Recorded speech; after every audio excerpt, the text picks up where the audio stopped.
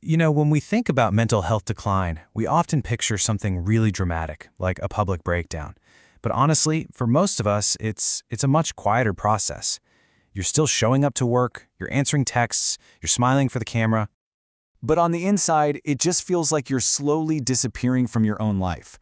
It's like your inner world has turned into this long, empty hallway, and all the doors are just gone. You're not broken, you're just becoming a ghost in your own story.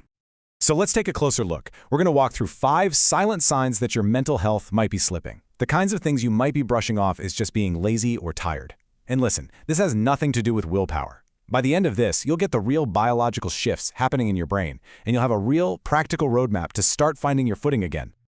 You keep telling yourself, I'm just tired, right? But what if that's not just an excuse? What if it's actually a symptom? Most advice out there tells you to just be positive, but when your brain feels like it's completely underwater, trying to be positive just feels like a lie. Well, the truth is, you're not being lazy. Your system has probably entered what neuroscientists call conservation mode.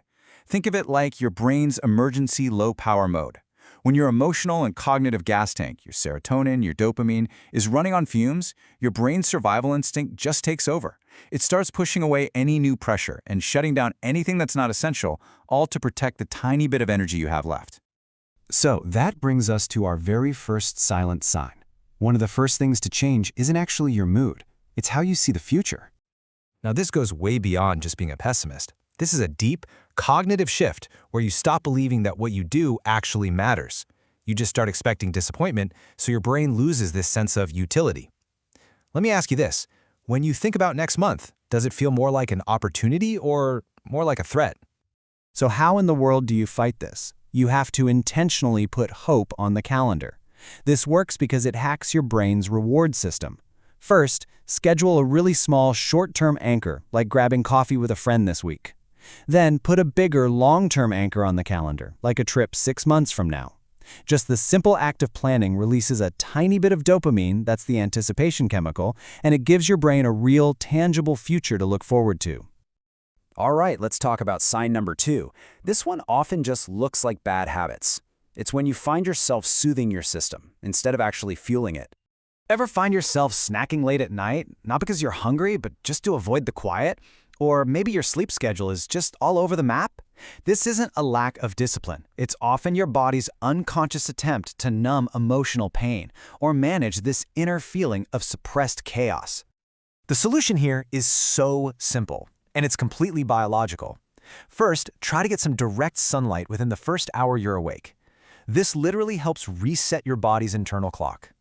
Second, splash your face with cold water. It sounds silly, but it stimulates something called the vagus nerve, which helps calm your entire nervous system down. Okay, on to sign number 3, and I'm willing to bet this one's going to hit home for a lot of you. I call it the 5-minute mountain. It's when a super simple 5-minute task, like answering a text or folding some laundry, feels like climbing Mount Everest. And let me say it again, this is not you being lazy. This is your system back in that conservation mode we talked about.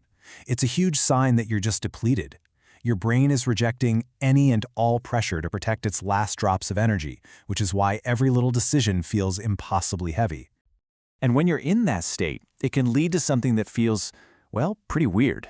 A feeling of cognitive disconnection.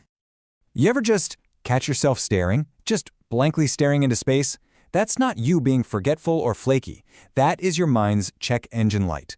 It's a crystal clear signal from your brain telling you it's time to stop pushing and start restoring. This leads us right into sign number 4, which kind of feels like you're in a room, music is playing, but for some reason, you just can't feel the beat or hear the song. There's actually a clinical term for this. It's called anhedonia, and it's basically the reduced ability to anticipate or feel pleasure. Things that used to be fun just aren't anymore.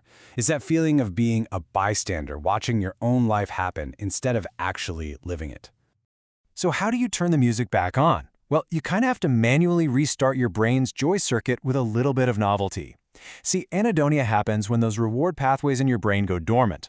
By introducing a tiny, unfamiliar change like ordering something random off the menu or taking a totally different route home, you force your brain to wake up and pay attention. That little bit of novelty can spark some dopamine and gently bring those pathways back online. And that brings us to our 5th and final sign, the feeling of being behind a glass wall. This is when you start turning down invitations, not because you don't like people, but because the very idea of interacting is completely exhausting. You can see life happening all around you, friends laughing, people connecting, but you feel totally separate from it, like you can't get through the glass. You're not antisocial, you're just exhausted. Look, if any of these patterns sounded familiar to you, I really want you to know you are not nearly as alone as your brain is trying to make you believe you are. Breaking down these exact kinds of psychological loops to help you get your clarity back is literally what we do here every single week. So if this is useful, maybe consider subscribing. And please, if you feel comfortable, drop a comment below and let us know which of these signs really hit home for you. You never know, your story might be the one thing that makes someone else realize they aren't broken either. Because really, at the end of the day, just noticing is the first step. That's where the power is. You don't have to feel amazing overnight, but you absolutely deserve to feel like yourself again. The goal for today is just to pick one thing. Add one small anchor to your calendar, send one text you've been putting off. Just notice the sign, name the pattern, and start to take your power back.